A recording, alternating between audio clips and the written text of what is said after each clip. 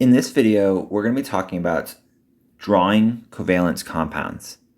So whether I give you the written out name of the compound or the chemical compound formula, we should be able to draw what the compound looks like using a Lewis structure. So to start with doing these, first of all, if you're given the name like this, you have to figure out how many of each element we have. So silicon tetrabromide, that's telling us that we have silicon and we have bromine, and specifically we have 4 bromines. So silicon tetrabromide is going to be SiBr4.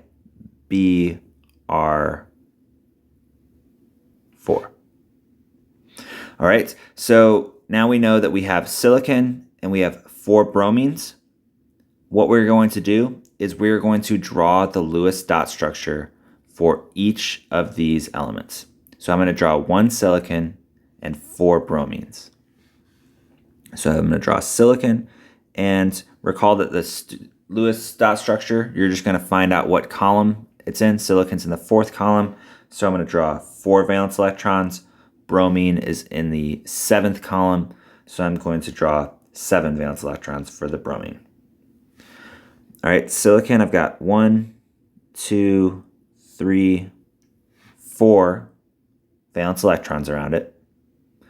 And just a little trick, I'm going to draw these bromines specifically around these single dots. So I'm not going to draw a bromine up here, or I'm not going to just draw them all lined up or something.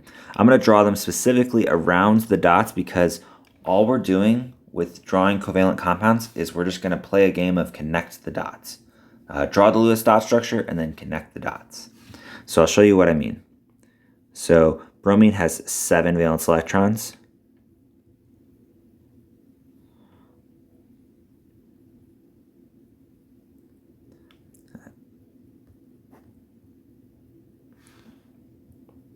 And I got to draw all 4 of these.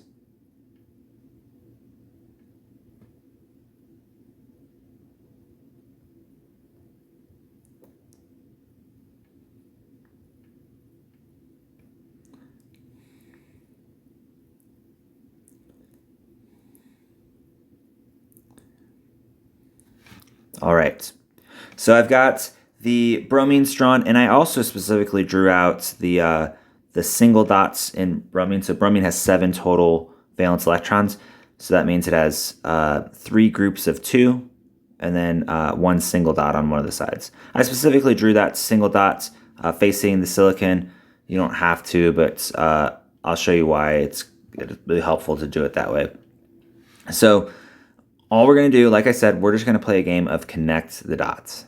So I have a dot here and a dot here. So I'm just going to connect the dots. So I like to draw a circle around them. And then I'm going to connect the single dots with other single dots. All right. Now that I have all of the single dots connected, and these other dots, we call these lone pairs. I'll go ahead and write that. Lone pair. We're just going to leave those alone. We're going to leave alone the lone pairs. All right, so if we have 2 dots together, they're happy like that. But what we don't like, what elements don't like, they don't like to have a single dot by itself. So when we have a single dot by itself, like right here, we want to connect it to another single dot by itself so that they can share those electrons. All right, let's redraw this now to form what the compound is going to look like. So after we connected the dots, we're going to redraw it. So we're going to have my silicon. And then when I redraw it, the only difference now is that wherever I connected the dots, I'm going to draw a line.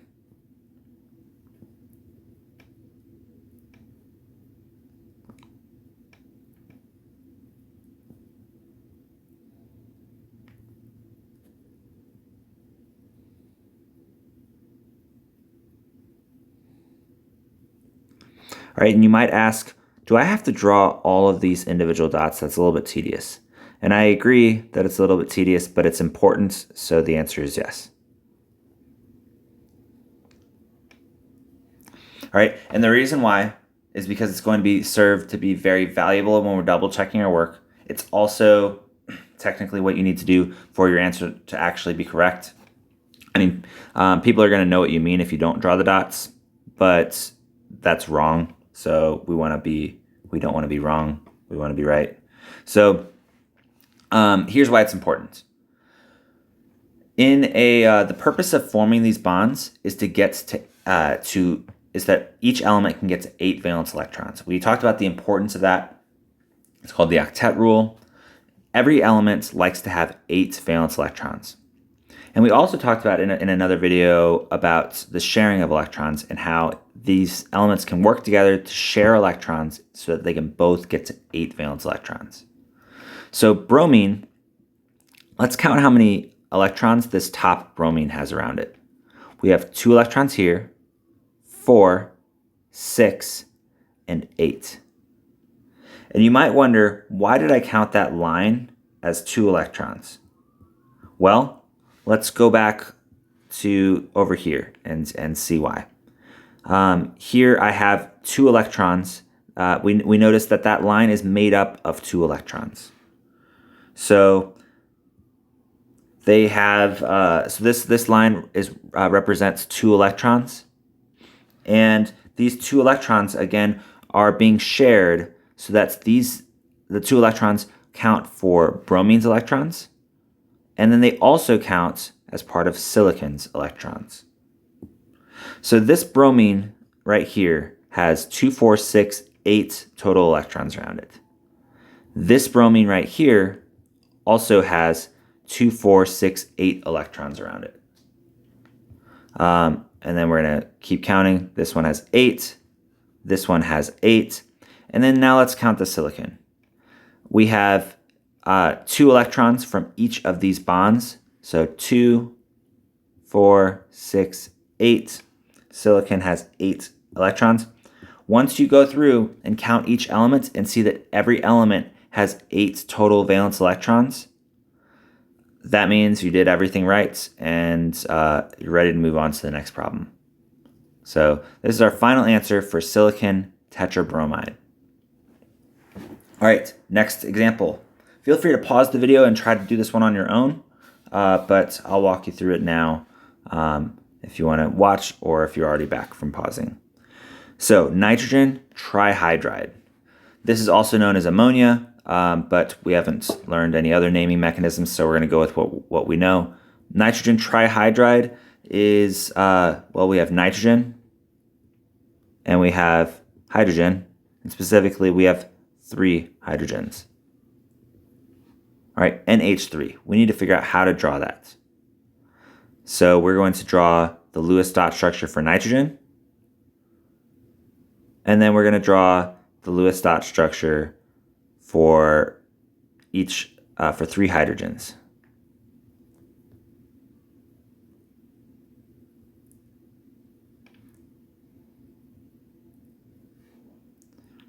All right, so I've got all the Lewis dot structures drawn now, and now I just need to connect the dots. As I said before, if I have a lone pair, which is again is 2 dots next to each other, I'm going to leave those alone. One of the common mistakes with drawing these is people start connecting the dots. They start doing something like this. This could not be more wrong. If you have a lone pair, leave it alone. All right. We only want to connect the single dots to the single dots. So here I'm going to connect the dots here, connect the dots here, and connect the dots here. I'm going to now redraw this, and we're going to get the nitrogen with that lone pair that we left alone. And I've got a hydrogen here, a hydrogen here, and a hydrogen here. You might say, wait a second, Mr. Oxler, why don't we have electrons drawn around the hydrogen? Well, don't forget that hydrogen is the one exception or it's one of the only exceptions for the octet rule. Hydrogen only wants 2 electrons in its outer shell, in its valence shell. So when we count the electrons here, this hydrogen has 1, 2, because the bond counts as 2. It has 2 electrons around it. This hydrogen has 2, this hydrogen has 2, and then the nitrogen has 2, 4, 6, 8. So each one of those has a full valence shell, and so we must have done this right. All right, next question, we're going to do 3 more real quick. This one is one of the harder ones, C2H4. All right, we can scroll back up to the periodic table if you need it, or pull one up on your own, but carbon has 4 valence electrons. So I'm going to write carbon with 4 valence electrons. And then I don't just have 1 carbon, I have 2 carbons. So I'm going to draw another carbon. A tip, a very helpful tip, if you have carbon or silicon, always draw those in the center. Because something that has 4 single dots, it wants to connect to as many things as it can.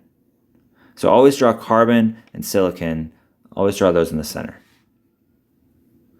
All right, and then now I just need to figure out where I want to draw these hydrogens. And this is where it might get a little bit confusing. You might say, okay, I have a single dot here, here, here, here, and here. Why don't I just draw them around those?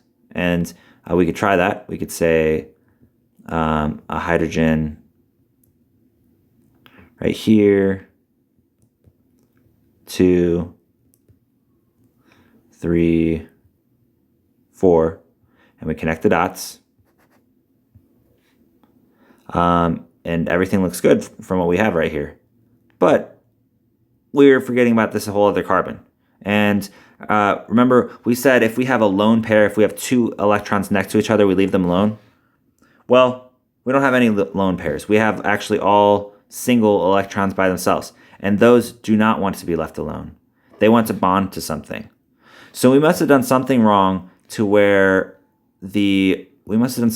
here because we forgot about one of the carbons.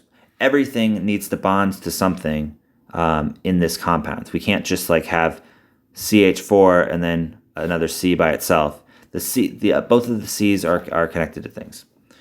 So yeah, like I said, we did something wrong here. Let's try moving 2 of these hydrogens somewhere else. Maybe we have 2 hydrogens connected to this carbon on the right, then maybe 2 other hydrogens over in this carbon on the left. Let's try that. All right, so let's connect our dots. We have this hydrogen here, these hydrogens, these hydrogens, these hydrogens. Okay, all of the hydrogens and carbons are connected to one another. Now we just need to connect the carbon and the carbon to one another. So you might say, okay, these dots are pretty close to each other. Let's try to connect these 2. And then you say, well, wait a second. Everything's connected to one another. Are we done? Well, again, going back to I said when we have a lone pair, we're going to leave it alone. But again, we don't have a lone pair here. We have a single electron by itself right here and a single electron by itself right here. So it's going to be, what we're going to need to do, we can't just leave it alone. We have to do something with both of these single electrons. So what if we connect them just like everything else? We just connect them, and maybe we have 2 connections between these carbons. That's totally fine. Sometimes you have 1 connection, sometimes you have 2 connections. We call that a double. 1 connection we call a single bond, 2 connections we call a double bond, and 3 connections we call a triple bond. So all of those are entirely possible, so it's okay to have more than 1 connection between 2 elements. Unless it's like hydrogen, where it can only have at most 1 connection, because it can only have 2 electrons total. Anyway, let's go ahead and redraw this, and with replacing the connections with lines, because the lines represent the bonds. So we're going to have carbon and carbon. And we said we have 2 bonds between these 2 carbons. So I'm going to draw 2 lines. And then we have a hydrogen and another hydrogen and another hydrogen over here and another hydrogen right here. And that is totally fine if you want to draw it like that, or if you want to spread out these hydrogens, you can do it like that too. If you look it up online, it'll look like that. Either one is correct. Basically you just like the elements in a compound, they like to spread out whenever they can. So they don't like to be crammed up next to each other if they don't have to be. So this is what it's going to look like. We have C2H4, and we can double check our work here. This hydrogen has 2 electrons around it because it has 1 bond attached to it. Then this hydrogen has 2, 2, 2. All right, all of the hydrogens have 2 electrons around them. Let's check the carbons.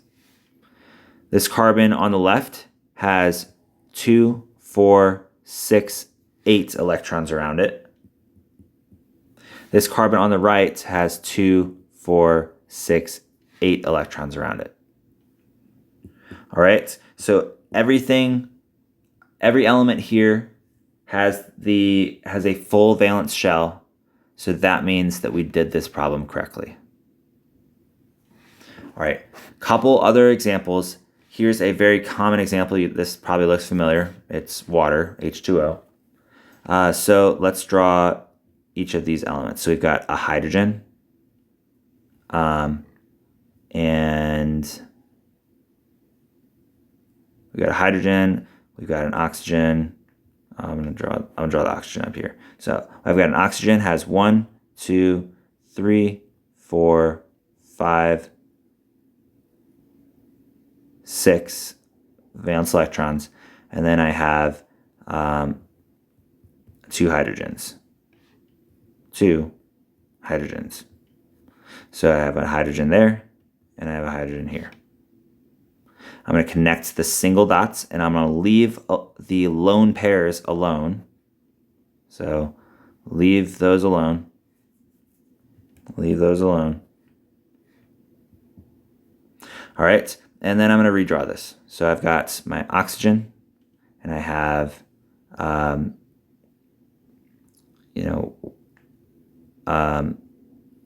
1, 2, 3, 4 electrons around it, and I have a hydrogen and a hydrogen. So it has the 2 lone pairs, so 2, 4 electrons from those, plus I have 2, 4 electrons from the pairs that it forms with hydrogen. And